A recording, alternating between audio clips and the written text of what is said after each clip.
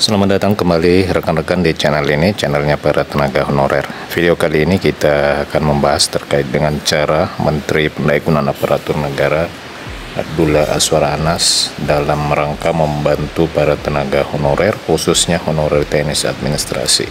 Bagaimana caranya? Silakan disimak dan ditonton secara lengkap video ini agar rekan-rekan sekalian bisa menerima informasi ini secara utuh dan menyeluruh. Rekan-rekan sekalian, Menteri Pendayagunaan Aparatur Negara dan Reformasi Birokrasi buka suara terkait dengan kebijakan reformulasi seleksi P3K TNS tahun 2022. Anas mengatakan bahwa reformulasi ini telah berdampak signifikan bagi banyak instansi, salah satunya adalah instansi dari pusat, yakni Kementerian Agama, yang keterisian formasinya diproyeksikan meningkat menjadi 77%. Berdasarkan data, Anas menjelaskan bahwa Kementerian Agama mendapat 49.549 formasi di tahun 2022, namun formasi yang terisi hanya 58,67%. Setelah dilakukan reformulasi seleksi P3K TNS tahun 2022 di Kementerian Agama, maka diproyeksikan formasi yang terisi meningkat menjadi 38.287 orang atau 77,27%.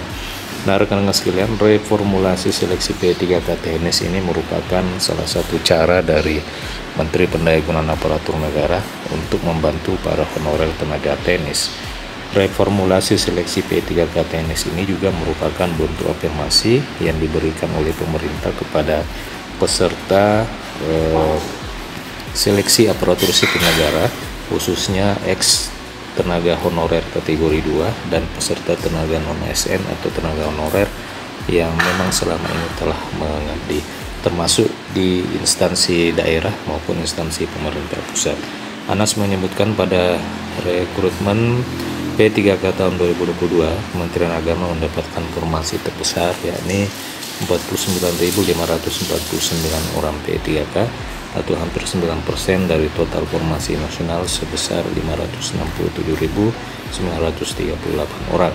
Meski belum sepenuhnya ideal, namun Menpan berharap bahwa kebijakan reformulasi ini dilakukan bisa memenuhi berbagai kebutuhan formasi yang cukup mendesak dalam pelayanan di instansi pemerintahan. Nah, rekan-rekan sekalian, ia pun juga menyebutkan bahwa kebijakan reformulasi mempertimbangkan berbagai aspek dan diharapkan tidak mengurangi kualitas aparatur P3K. Reformulasi nilai ambang batas seleksi kompetensi TNS ditetapkan berdasarkan nilai terendah pada jabatan yang sama yang formasinya belum terpenuhi atau pelamarnya tidak memenuhi nilai ambang batas. Artinya, jika sudah terisi, maka tidak bisa digantikan oleh nilai di bawahnya. Menurut Anas, optimalisasi keterisian kebutuhan ini dilakukan bagi peserta dan tenaga honorer kategori 2 dan tenaga non-aparatur sipil negara lainnya. Pemerintah mengakui keberadaan mereka atau keberadaan para tenaga honorer ini sangat bermanfaat bagi kinerja instansi pemerintah. Karena itu kebijakan ini dibuat untuk mendengarkan masukan dari berbagai pihak dan mempertimbangkan pengabdian ex tenaga honorer kategori 2 dan tenaga ASN. Nah, rekan-rekan sekalian, demikian cara Menpan dalam rangka membantu para tenaga honorer, khususnya honorer teknis administrasi, honorer tenaga kategori 2 dan honorer lainnya. Terima kasih telah menyaksikan video ini. Sampai jumpa di video berikutnya.